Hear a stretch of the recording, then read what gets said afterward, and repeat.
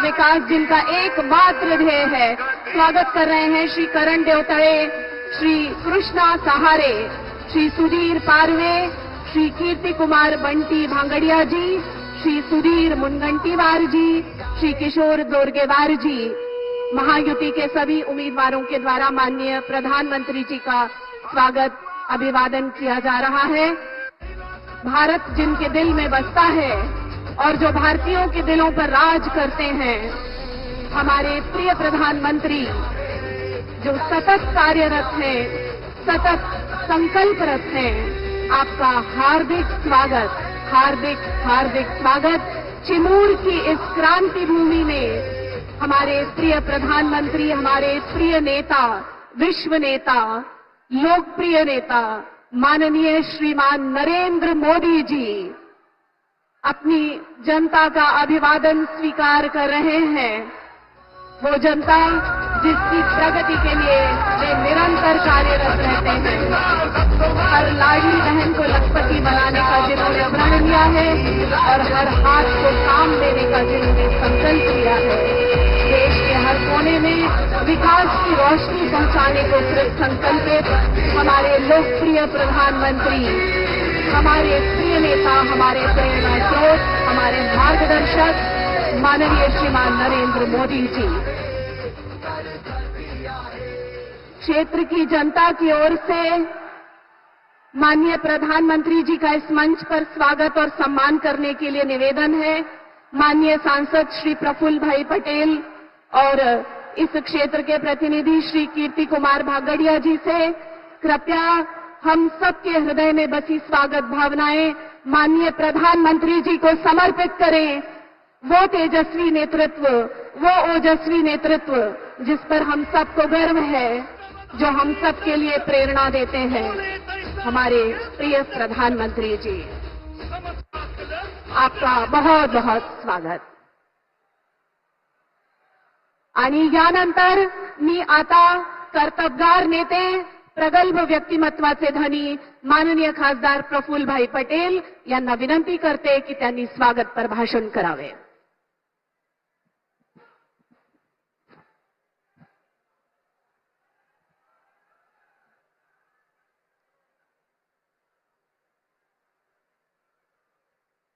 भारत माता की, छत्रपति शिवाजी महाराज की, भारत रत्न डॉक्टर बाबा साहेब आंबेडकर की। आज आपल्या चिमूरच्या या शहीदांची, वीरांची या पावनभूमीमध्ये आपल्या देशाचेच नव्हे पण विश्वाचे सर्वात लोकप्रिय नेते, विश्वगुरू ज्यांना आपण सगळे म्हणतो, जग मानतो, असे आपल्या भारताचे यशस्वी आणि लाडके पंतप्रधान आदरणीय श्री नरेंद्र मोदीजी या कार्यक्रमामध्ये उपस्थित आपले या जिल्ह्याचे नेते सुधीरभाऊ मुनगंटीवार, माजी खासदार रामदासजी तडस, आपल्या सगळ्यांच्या आदरणीय शोभाताई फडणवीस, डॉक्टर रमेश गजबेजी आणि ज्यांच्या करिता आज या सभेचे आयोजन केलं आहे, तसे या चिमूर भागाचे लोकप्रिय तरुण तरफदार आमदार कीर्ति कुमार बंटी भांगड़िया, सर्व आलेले बाकीचे आपले उमेदवार, नेते आणि समोर बसलेले सर्व माझे बंधू, माझी लाडकी बहीण, तसेच माता भगिनी, तरुण मित्रांनो, आज आपला या पूर्व विदर्भामध्ये आदरणीय पंतप्रधानांचं आगमन झालं आहे।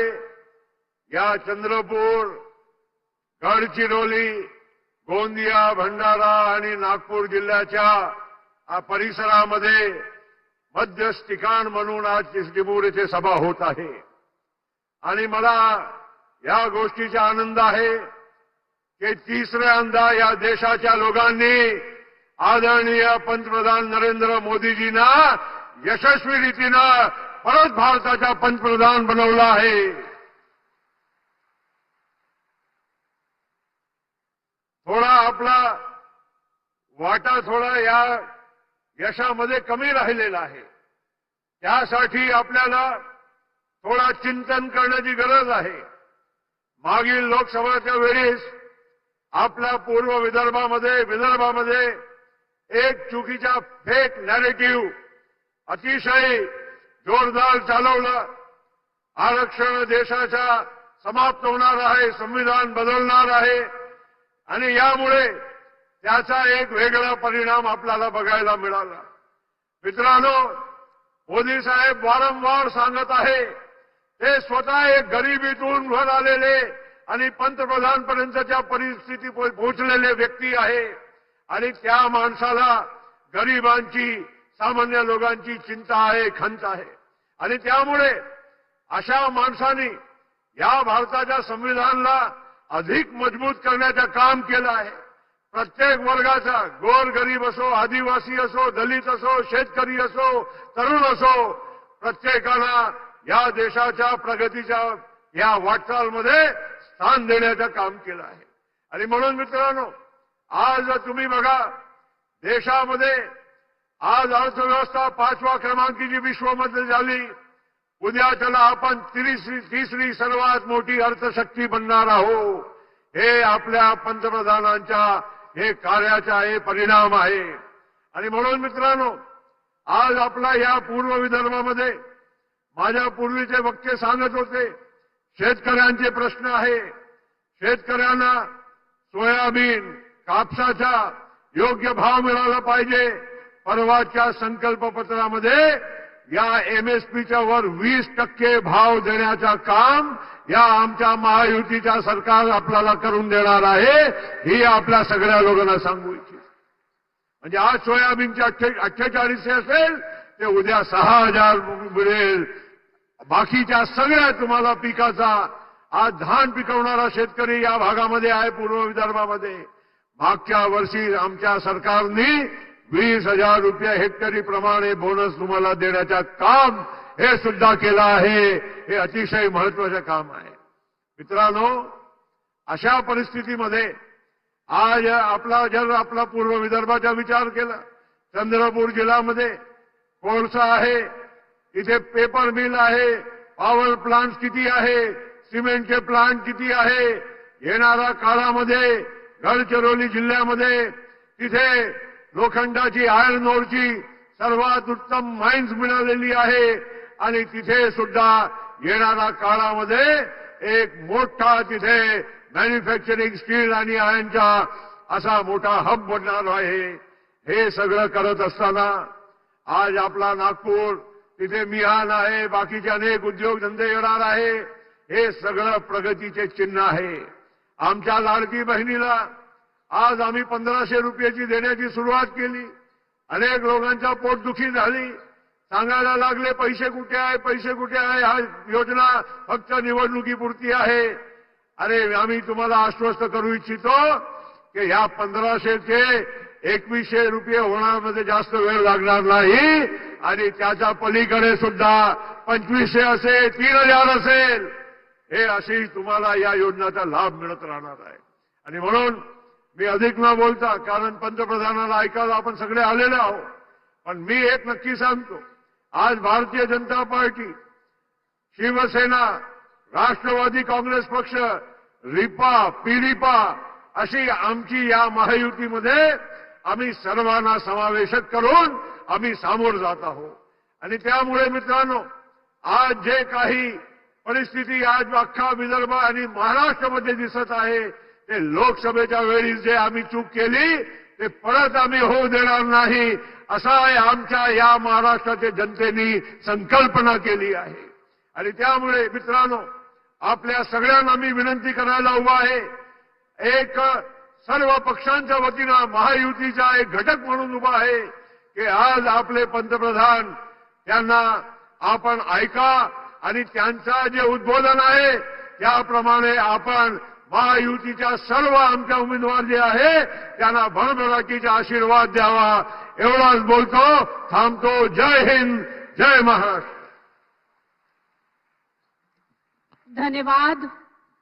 और अब हम सब जिन्हें सुनने को आतुर और प्रतीक्षित हैं, विकसित भारत के स्वप्न शिल्पी, हर वर्ग के विकास हेतु कृत संकल्पित, भारतीय जीवन मूल्यों के मूर्तिमान प्रतीक, हमारे देश के लोकप्रिय नेता और विश्व नेता, हमारे प्रधानमंत्री सम्माननीय श्रीमान नरेंद्र मोदी जी से करबद्ध निवेदन करती हूं कि वे कृपया सभा को संबोधित करें और हम उनके उद्बोधन से लाभान्वित हों.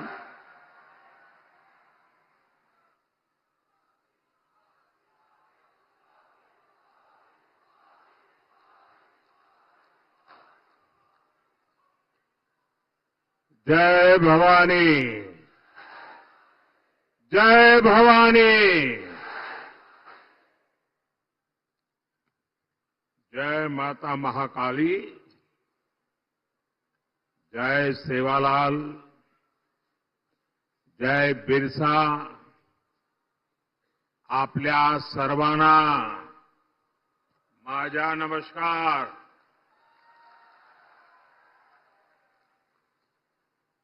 श्री हरि बालाजी महाराज उनकी ये देवस्थानम की पुण्य भूमि,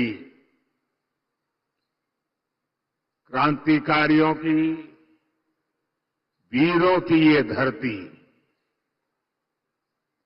मैं चिमूर की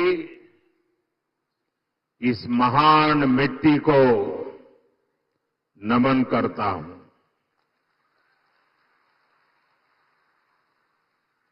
इस भूमि के गोंड सरदार वीर बाबूराव पुल्लेसूर शेळमाके को मैं नमन करता हूं. साथियों, महाराष्ट्र में चुनाव के क्या नतीजे आने वाले हैं, ये आप लोगों ने आज ही दिखा दिया है.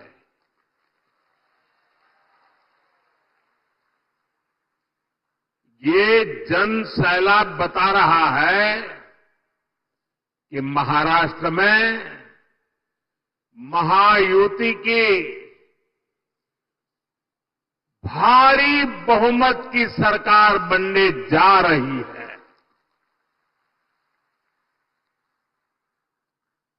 चिमूर की जनता ने और पूरे महाराष्ट्र ने ठान लिया है, भाजपा महायुती आहे तर गती आहे, महाराष्ट्राची प्रगती आहे.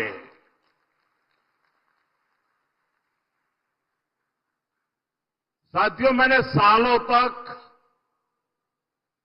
संगठन में कार्यकर्ता के रूप में काम किया है और इस प्रकार का कार्यक्रम ऑर्गेनाइज करने में लोहे के चने चबाने पड़ते हैं, इसका मुझे पूरा अंदाज है. और उसमें भी 12-1 बजे ऐसा कार्यक्रम करना, मैं गुजरात में तो नहीं कर सकता था. आपने क्या कमाल कर दिया है जी. जहां भी मेरी नजर पहुंच रही है, लोग ही लोग नजर आ रहे हैं और ऐसा लग रहा है जैसे केसरिया सागर लहरा रहा है.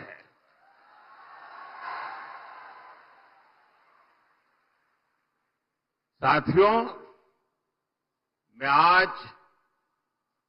महाराष्ट्र भाजपा को भी बधाई दूंगा, जिसने बहुत ही शानदार संकल्प पत्र जारी किया है। ये संकल्प पत्र में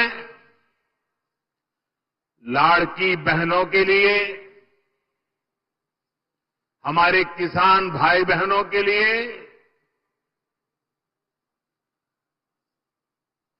देश की युवा शक्ति के लिए, महाराष्ट्र के विकास के लिए एक से बढ़कर एक शानदार संकल्प लिए गए हैं। एआई यूनिवर्सिटी की बात हो, वाटर ग्रिड प्रोजेक्ट हो, हर घर से पाइप से पानी हो, देहात में पक्का घर हो, डिजिटल कनेक्टिविटी को बढ़ाना हो, इसमें महाराष्ट्र के भविष्य को उज्जवल बनाने के लिए बहुत सारी योजनाएं और संकल्प की प्रस्तुति है। मैं महाराष्ट्र के आप सभी लोगों को इस संकल्प पत्र के लिए बहुत बहुत बधाई देता हूं। ये संकल्प पत्र अगले 5 साल के लिए महाराष्ट्र के विकास की गारंटी बनेगा। साथियों, महायुति के साथ साथ केंद्र में एनडीए की सरकार यानी महाराष्ट्र में डबल इंजन की सरकार यानी विकास की डबल रफ्तार। महाराष्ट्र के लोगों ने पिछले 2.5 वर्षों में विकास की इस डबल रफ्तार को देखा है। आज महाराष्ट्र देश का वो राज्य है जहां सबसे ज्यादा विदेशी निवेश हो रहा है। फॉरेन डायरेक्ट इन्वेस्टमेंट, यहां नए एयरपोर्ट बन रहे हैं, नए एक्सप्रेस वेज बन रहे हैं। आज महाराष्ट्र में करीब 1 दर्जन वंदे भारत ट्रेनें चल रही है। राज्य के 100 से ज्यादा स्टेशनों का कायाकल्प किया जा रहा है। राज्य में कई रेल मार्गों का विस्तार हो रहा है। साथियों, महायुति की सरकार की स्पीड से काम करती है और ये अगाड़ी वालों की जमात कैसे कामों को रोकते हैं, चंद्रपुर के लोगों से बेहतर ये बात और कौन जानेगा। यहां के लोग दशकों से रेल कनेक्टिविटी की मांग कर रहे थे, लेकिन कांग्रेस और अगाड़ी वालों ने कभी भी ये काम होने नहीं दिया। हमारी सरकार ने कांपा वरोरा रेलवे लाइन को मंजूरी दी। नागपुर से गढ़चिरौली रेलवे लाइन का काम भी अब बस पूरा होने की तैयारी में है। इससे किसको सुविधा मिलेगी? आपको ये सुविधा मिलेगी, आपका समय बचेगा। आपका पैसा बचेगा। भाइयों बहनों, महाराष्ट्र का तेज विकास ये अघाड़ी वालों के बस की बात नहीं है भाई।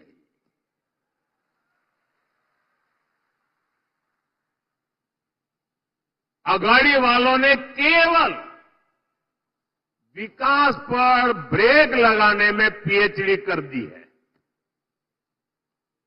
कामों को अटकाना, लटकाना और भटकाना, ये कांग्रेस वाले तो इसमें डबल पीएचडी है, एक्सपर्ट है। 2.5 साल में इन्होंने मेट्रो से लेकर वाढवण पोर्ट और समृद्धि महामार्ग तक हर विकास परियोजनाओं को रोकने का काम किया। इसलिए याद रखिएगा, अघाड़ियां ने भ्रष्टाचार के सबसे बड़े खिलाड़ी,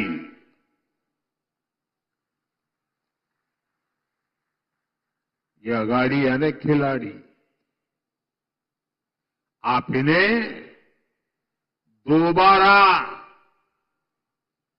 लूट का लाइसेंस मिलने देंगे क्या? जरा पूरी ताकत से बताइए, मिलने देंगे क्या?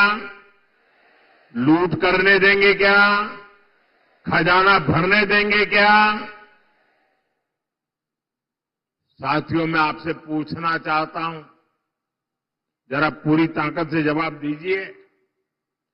आप महाराष्ट्र की प्रगति पर ब्रेक लगने देंगे क्या? साथियों, कांग्रेस और उसके साथी दल हिंसा और अलगाववाद पर राजनीतिक रोटियां सेकते हैं।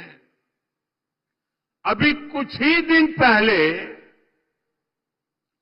जम्मू कश्मीर की विधानसभा में क्या हुआ, पूरे देश ने देखा है।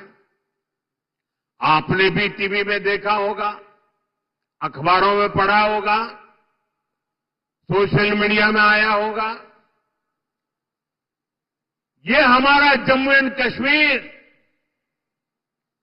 दशकों तक अलगाववाद और आतंकवाद में जलता रहा। महाराष्ट्र के मेरे कितने ही वीर जवान मातृभूमि की रक्षा करते करते जम्मू कश्मीर की धरती पर शहीद हो गए। और ये हालत बनी कैसे?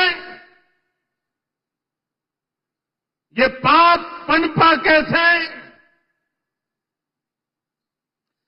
जिस कानून की आड़ में, जिस धारा की आड़ में ये सब हुआ,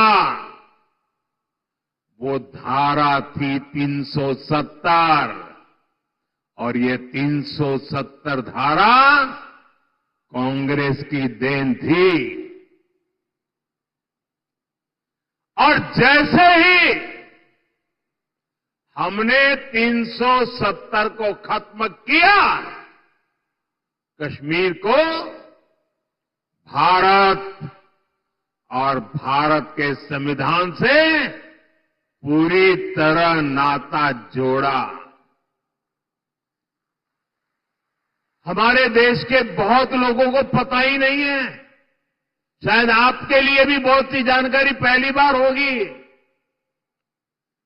बाबा साहब आंबेडकर ने जो संविधान बनाया, जो संविधान पूरे देश ने स्वीकार किया, लागू किया, लेकिन आपको जानकर के दुख होगा, इस संविधान की माला जपने वाले लोगों ने 7 दशक से भी ज्यादा समय जम्मू कश्मीर में बाबा साहब आंबेडकर के दिए हुए संविधान को लागू नहीं किया था। 7 दशक तक देश आजाद होने के बाद जब तक मोदी नहीं आया तब तक इस देश में 2 संविधान चलते थे। एक संविधान जो बाबा साहब आंबेडकर ने दिया, जिसका पालन हम सब लोग करते थे, और दूसरा विधान जम्मू कश्मीर था। जम्मू कश्मीर का हाईकोर्ट का जज शपथ लेता था भारत के संविधान के नाम पर नहीं। जम्मू कश्मीर का मुख्यमंत्री शपथ लेता था भारत के संविधान के नाम पर नहीं। कारण 370 की ऐसी दीवार थी जो बाबा साहब के संविधान को जम्मू कश्मीर में घुसने नहीं देती थी। ये मोदी को आपने आशीर्वाद दिया और 370 को हमेशा हमेशा के लिए हमने जमीन में गाड़ दिया। दोस्तों,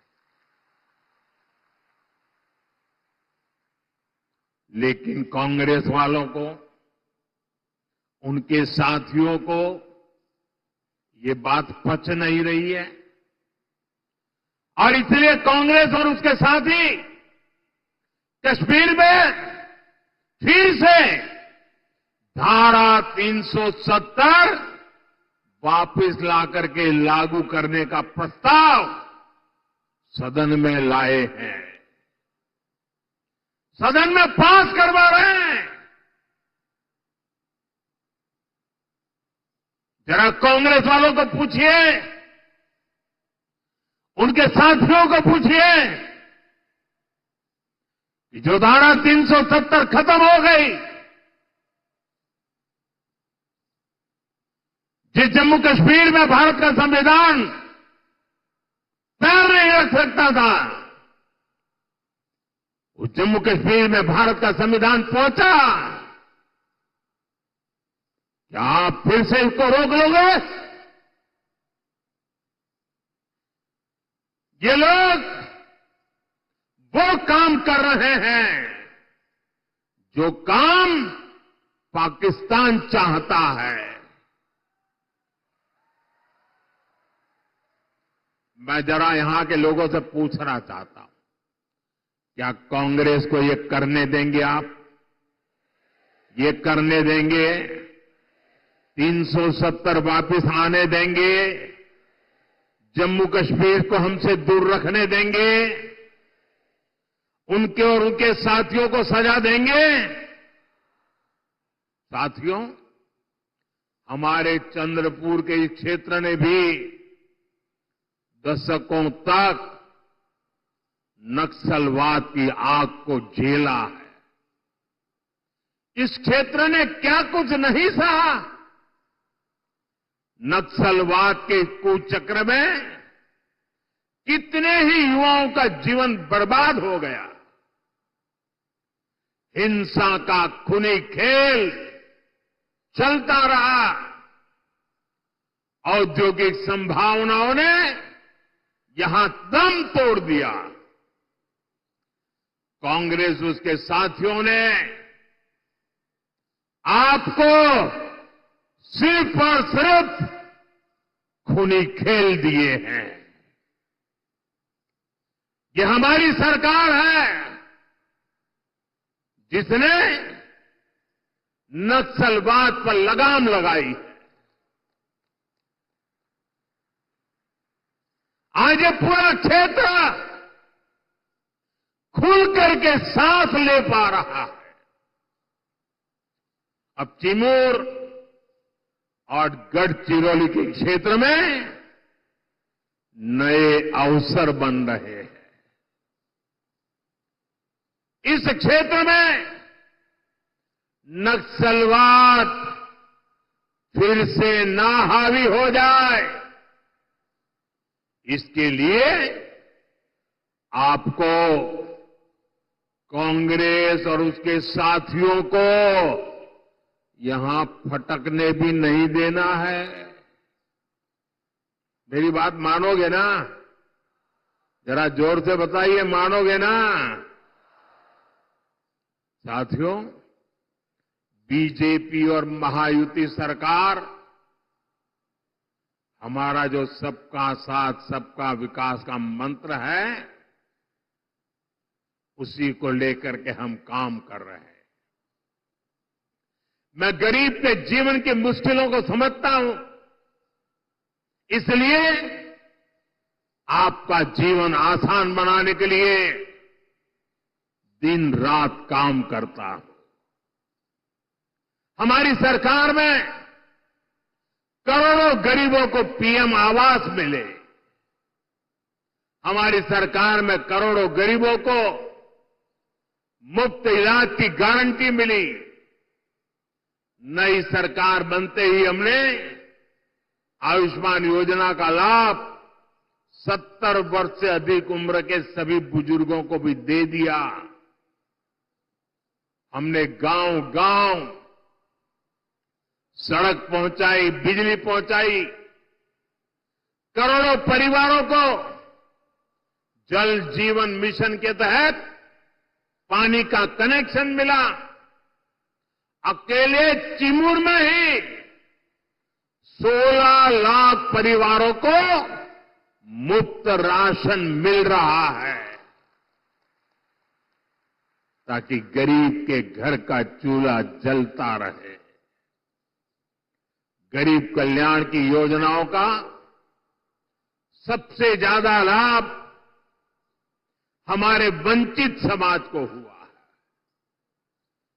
दलित हो, पीड़ित हो, शोषित हो, आदिवासी हो, ओबीसी हो, उनको मिला। और ऐसे ही प्रयासों से पिछले 10 साल में 25 करोड़ लोग गरीबी से बाहर निकले हैं। महायुति की सरकार इस क्षेत्र में भी गरीबों को मजबूत करने के लिए, उन्हें नए अवसर देने के लिए काम करेगी। साथियों, हमें महाराष्ट्र को समृद्ध बनाने के लिए हमारे किसानों को समृद्ध बनाना है। आज यहां किसानों को पीएम किसान सम्मान निधि का फायदा मिल रहा है। महायुति सरकार साथ में नमो शेतकरी योजना का डबल फायदा भी दे रही है। चंद्रपुर जिले में और इस क्षेत्र में धान की पैदावार भी होती है। आणि तुमच्या चिन्नोरची चव किती मधुर असते। आप सभी को महाराष्ट्र भाजपा की घोषणाएं बहुत मदद करने वाली है। साथियों, हमारी सरकार सोयाबीन किसानों को संकट से उबारने के लिए भी आर्थिक सहायता दे रही है। सोयाबीन किसानों को अलग से 5,000 रुपये दिए जा रहे हैं। महायुति की सरकार ने सोयाबीन का न्यूनतम समर्थन मूल्य 6,000 प्रति क्विंटल करने का भी वायदा किया है। हमने प्याज निर्यात शुल्क को भी कम किया है, ताकि हमारे किसान भाइयों की आय बढ़े। भाइयों और बहनों, महाराष्ट्र में किसानों का कांग्रेस और अघाड़ी की सरकार ने बहुत नुकसान किया है। आपको याद है, अपने शासन में इन्होंने जलयुक्त शिवार योजना को रोक दिया था। महायुति सरकार ने यह काम फिर से शुरू किया। बीते वर्षों में नीलवंडे बांध और कैनाल के काम पूरे हुए।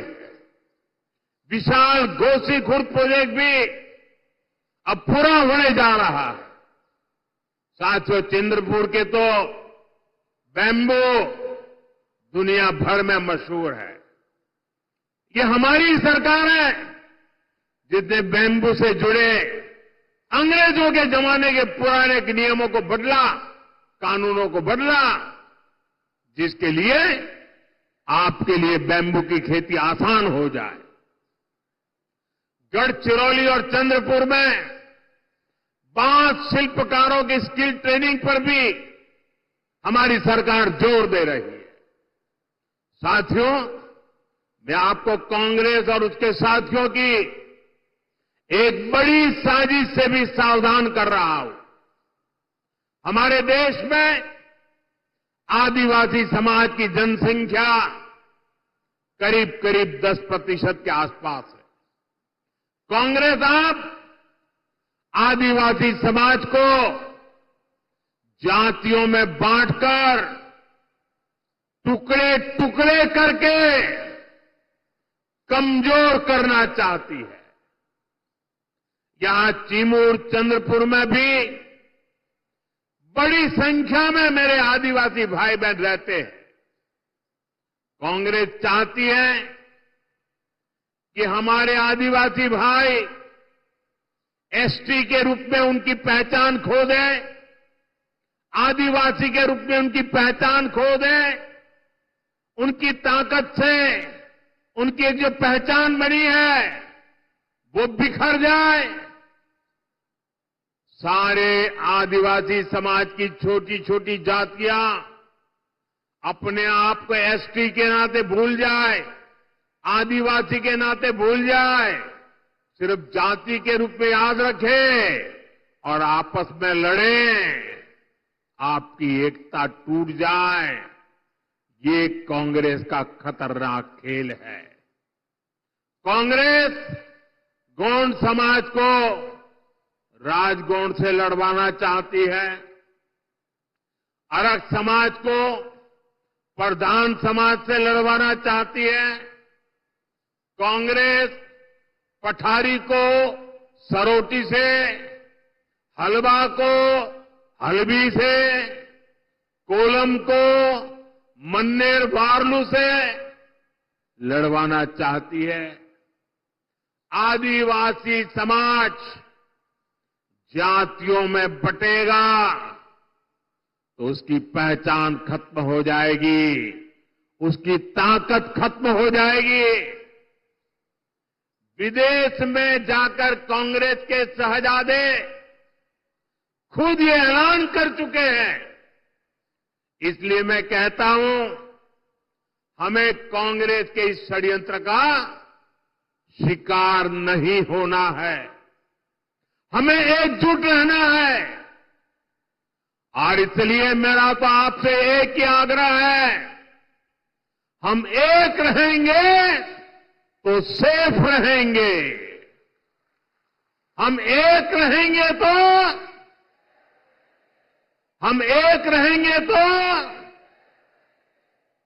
और साथियों, आप जानते हैं, अगर आप एक नहीं रहे, आपकी एकजुटता टूटी, तो सबसे पहले क्या होगा? कांग्रेस आपका आरक्षण छीन लेगी। कांग्रेस के शाही परिवार के हमेशा से ये मानसिकता रही है, कोई देश पर राज करने के लिए पैदा हुआ है। आजादी के बाद इसलिए ही कांग्रेस ने दलितों, पिछड़ों और आदिवासियों को कभी आगे नहीं बढ़ने दिया और आरक्षण से दलितों, पिछड़ों और आदिवासियों को आगे बढ़ाने का मौका मिलता है। इसलिए ही कांग्रेस आरक्षण से चिढ़ती है। 80 के दशक में तो कांग्रेस ने, जब राजीव गांधी नेतृत्व करते थे, चुनाव का समय, चुनाव चल रहे थे और उनकी हिम्मत देखिए, बाकायदा उन्होंने अखबारों में एडवर्टाइजमेंट दी थी, पोस्टर जारी किए थे और दलितों, पिछड़ों और आदिवासियों को मिलने वाले विशेष अधिकार पर सवाल उठा दिया था। अगर आप सोशल मीडिया खोजोगे तो ये सब मिलेगा। और मैं तो यहां के पत्रकारों से आग्रह करता हूं कि जरा 84 की एडवर्टाइजमेंट खोल करके निकाल के दिखाइए इन लोगों को, कैसा पाप किया इन लोगों ने। कांग्रेस तब दबंगों की भाषा बोल रही थी। कांग्रेस ने तो तब भी एक तरह से कह दिया था कि आरक्षण की कोई जरूरत नहीं है। ऐसा कांग्रेस वाले बोलने की हिम्मत करते थे। आज भी कांग्रेस दबंगों की भाषा बोल रही है कि दलितों, पिछड़ों, आदिवासियों का आरक्षण खत्म कर देंगे। इसलिए आपको कांग्रेस और उसके साथियों से सतर्क रहना है। साथियों, हमें चंद्रपुर और महाराष्ट्र के विकास अभियान को और तेजी से आगे बढ़ाने की जरूरत है। ये काम केवल और केवल महायुति सरकार ही करेगी। मेरी अपील है, आप महायुति के उम्मीदवारों को भारी बहुमत से जिताइए।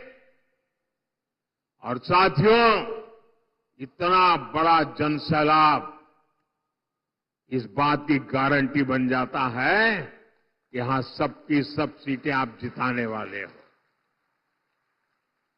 आप सभी इतनी बड़ी तादाद में हम सबको आशीर्वाद देने के लिए आए। मैं फिर से एक बार आप सभी का हृदय से बहुत बहुत धन्यवाद करता हूं। पूरी ताकत से मेरे साथ बोलिए, भारत माता की। दोनों हाथ ऊपर करके पूरी ताकत से बोलिए, भारत माता की, भारत माता की, भारत माता की, भारत माता की। बहुत बहुत धन्यवाद।